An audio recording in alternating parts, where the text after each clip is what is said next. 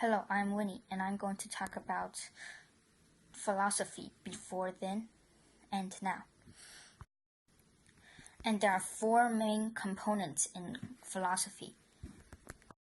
The first one is axiology, which is the study of nature of value and valuation, and the kinds of things that are valuable. The second component is called epistemology, which is the theory of knowledge, especially with regard to its method.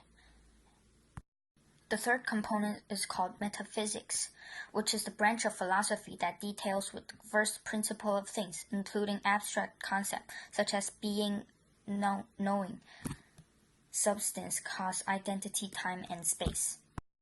The last component is logic, which is kind of a subdivision of epistemology.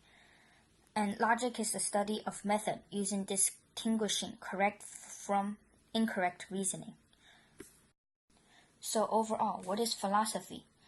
Philosophy is the study of general and fundamental questions about existence, knowledge, value, reason, mind, and language.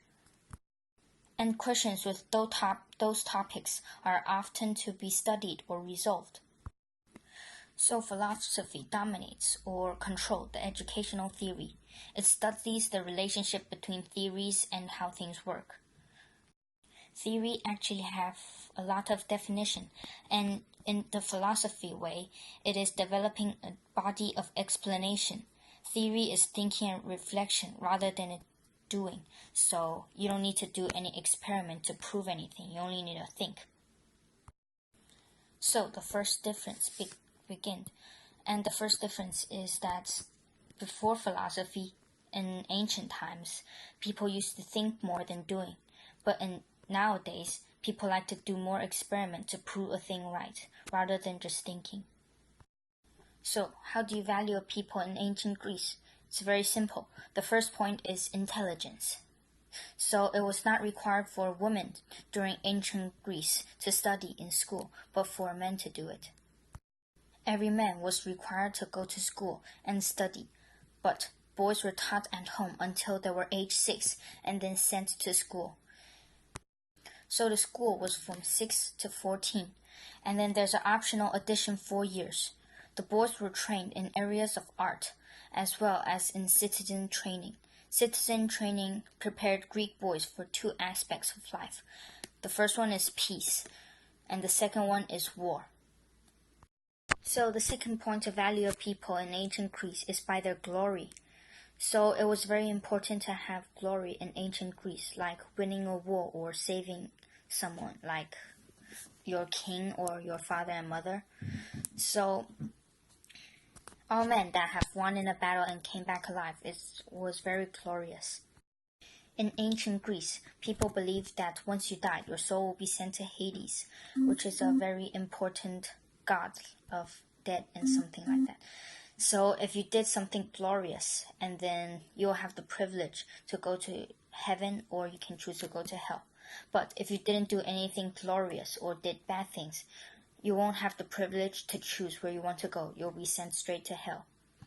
So this keeps everyone to do good things. Another point is hospitality.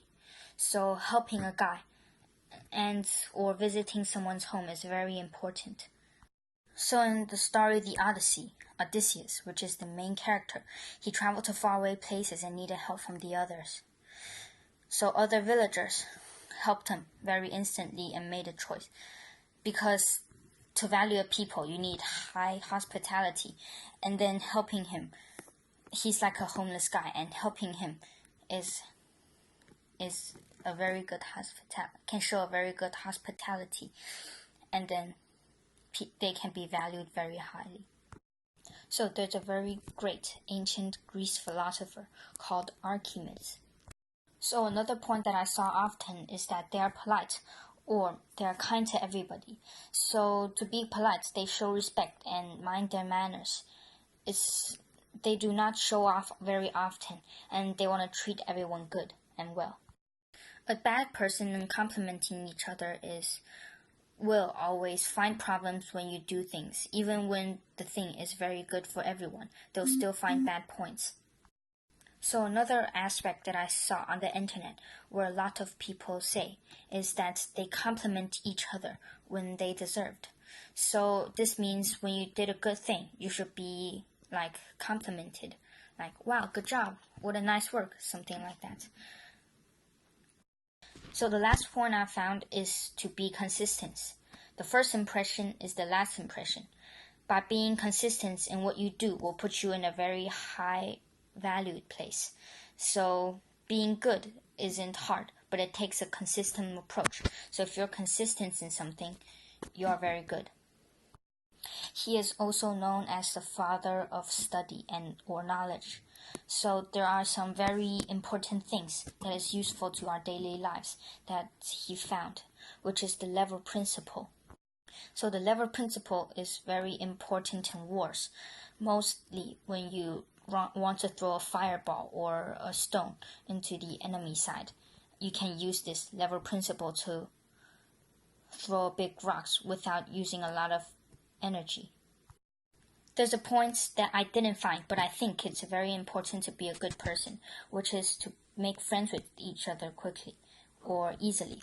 Because if you look like a good person and then you do things that isn't bad for each other, you'll sure make a lot of friends.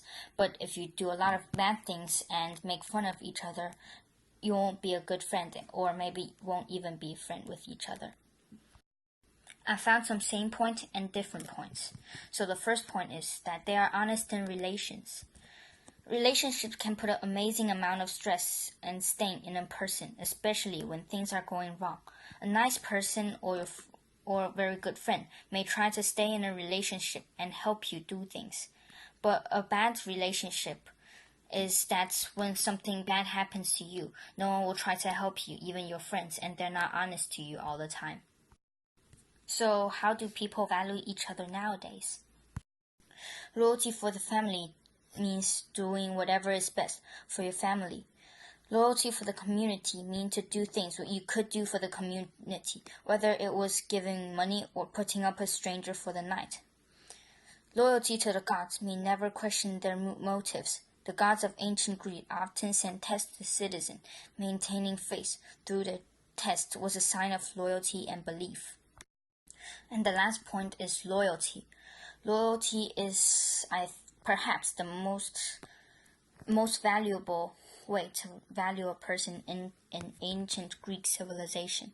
Loyalty was embedded in everything in Greek. They believed in loyalty to the family, the community, and more important to the gods and the kings. He founded a thing called formal logic. It is designed for a Finnish system that for centuries was regarded as a sum of discipline. Most of the people still believe in it now, but some doesn't. But in ancient Greece, everyone believed in it. So comparing from now, the difference about Plato's education is that cosmology is not a very important thing, and geometry is that if you want to learn, you can learn, but it's not as important as before. Those 4 points were very important in Europe and used more than 1,500 years.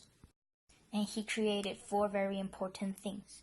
First one is calculation, second one is geometry, third one is cosmology, and the last one is music. He believed that this can help students remember things better. And then he really think that's the place where a student is educated, and early education for children worth very much and can really help a lot for the children's whole life. He believed that in this way, children in school can remember more from just read and think. This is not what they touch, what they feel, and what they smell, or what they see. It is to remember the world. And so for the education category, he created a very important thing called idealism. And then in this idea, he believed that everyone have different talent, and then the talent is in their soul. Plato and his teacher Socrates and his students Aristotle is named the 3 most intelligent guy in Greece. So the second most important philosopher is Plato. he is still one of very important philosopher. So he's the greatest philosopher and thinker in the Western culture. So the other very important thing that he found is mechanics. So while he was walking down the Nile River, he sees that farmers is working really hard and taking a long time to get water for their plants or crops. So he invented a thing to boost water into the farms, and so farmers can get water easily everywhere. And it is a very useful invention, even used in most farms now. So the last philosopher I'm going to talk about is Socrates, which is the teacher of the great Plato. So he created a very great theory about how to manage a country. So he thinks that people in government, or be the king, should be well trained for knowledge, but rather than the people who got picked and then that can do nothing. He once said that with a boat, if you give it to a person and a bunch of crews that know the sea a lot, then they can go very far and explore a lot. But if you give it to a farmer and a bunch of other people that is not professional, then they'll maybe sink in some days very soon. The theory that he made about managing a country is still in most of the countries now, like the communist country. The president will choose whoever he thinks the best is, which have the most knowledge on lawmaking and politics will be the president. Okay, so how did Socrates die? It's very simple. He was a guy that wants to find the truth and found a lot of truth. And the government, some of the truth can be bad for the government. So the government's like, no way, we can't keep this guy alive. And in ancient Greece, to kill a people is to let them drink a poisoned wine. And then before that, they are kept in a cell or a prison for 30 days or a month.